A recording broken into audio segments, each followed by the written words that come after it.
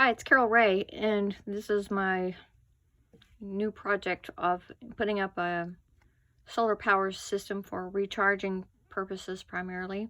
So right now I have four 15-watt cells connected. They come into a single cord, and I have the manager, this is a smart source system. So the charge controller here is minding it, and I have it going through a 300-watt sine wave inverter.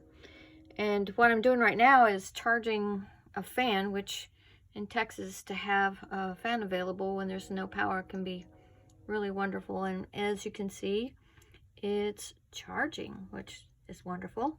I'm using a primary battery source. Might look at the lithium instead of going the deep cycle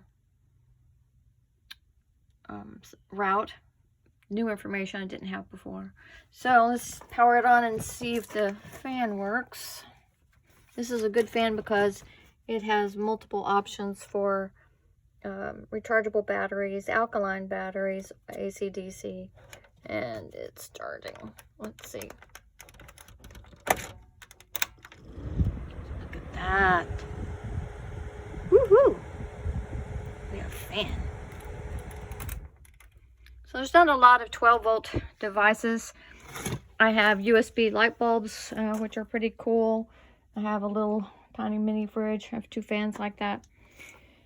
And I'm just testing out the system.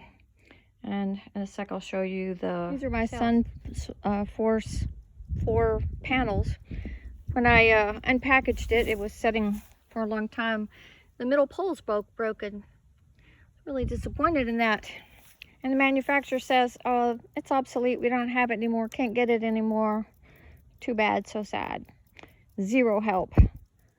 So they're still for sale out there, the SunSource. So don't buy a system like this because it's unsupported. It's doing what I wanted to do. I wanted to learn more about it. I wanted to see what you can do with a 60-watt system. It's not a lot, but it would be better than nothing, for sure. So if you have any questions, you can leave a comment. I'll do the best I can to find an answer. One of the things I did find in reading comments before was to strip your wires and connect your, I want to say the little twisty things on the end, the caps.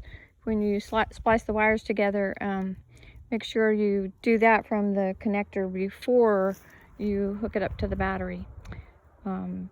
So that would be a bad thing to do. Thanks, bye. Here's another little test of my little system here.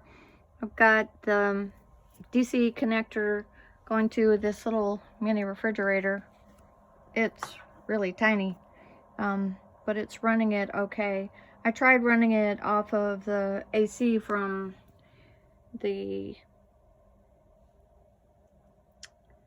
inverter, and it did not work, but it does work using the clamps from the battery directly to the DC connector. So this little box does heat or cool, so that's something. It works a fan, and it works the little mini fridge, and it has a USB supported thing. I want to test the light bulb. Hi, Carol Ray here with my little pilot project to teach myself about a little solar recharging station. And right now the solar cells are sitting out there in the sun, and they are charged. And I have a 300-watt inverter that is connected with this DC connection via the clamps to my deep cycle battery. And I've plugged into the USB port in front a little toggle switched USB lamp. So I am going to turn on the inverter, and voila, we have light. So far I've tested a fan that's is rechargeable, works off of DC or AC, and also has standby batteries. And I've tested my little mini fridge. So the system is working with the light on. It's still showing that it's charged, and we'll see how long that it stays on before it, now it's switched to charging, and that's just with this one nice little USB powered light. Thanks for watching.